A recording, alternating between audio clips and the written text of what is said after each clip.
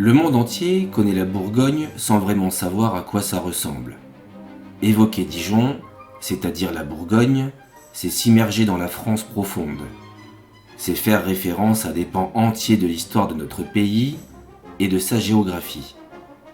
Je vous invite à la parcourir en images par le truchement d'une évocation de quelques minutes.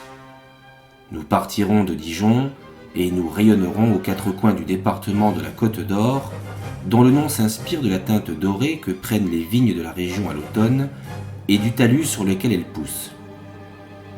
Quand on dit Dijon, on pense moutarde, mais c'est aussi les escargots, le pain d'épices, le cassis, le kir. On pense aussi au vin de Bourgogne, ce qui n'est pas faux, mais pas tout à fait juste non plus, puisque la capitale du Bourgogne se trouve plus au sud, à Beaune.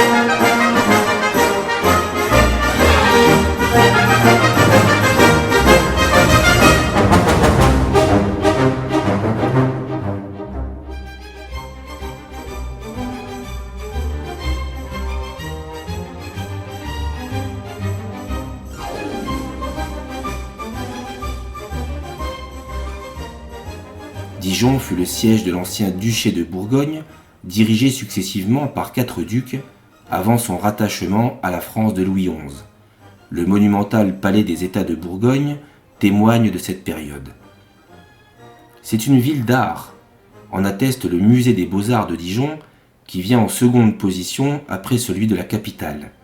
C'est une ville gastronomique qui sait régaler les papilles de ses visiteurs. C'est aussi une ville universitaire, installée sur un campus moderne et attrayant. Dijon est enfin au centre d'un complexe de voies de communication ferroviaire, routière et fluviale.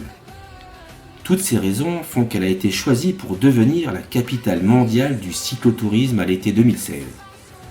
13 à 15 000 cyclotouristes sont attendus à Dijon, point de départ de multiples randonnées en Côte d'Or pour cyclistes, vététistes et même randonneurs pédestres pour vous faire passer une semaine en or sous l'égide de la chouette, symbole de sagesse, protectrice de la ville. En termes de cyclotourisme, Dijon et la Côte d'Or représentent une communauté de 1500 pratiquants, hommes et femmes, regroupés en 40 clubs.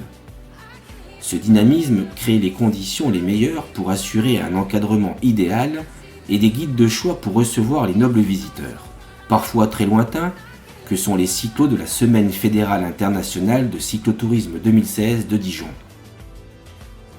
Vous venez de parcourir en 2D quelques sites de Dijon et de la Côte d'Or en compagnie d'un équipage de choix. Alors, si vous voulez les découvrir en 3D, réservez dès maintenant votre séjour à Dijon du 31 juillet au 7 août prochain. On vous attend.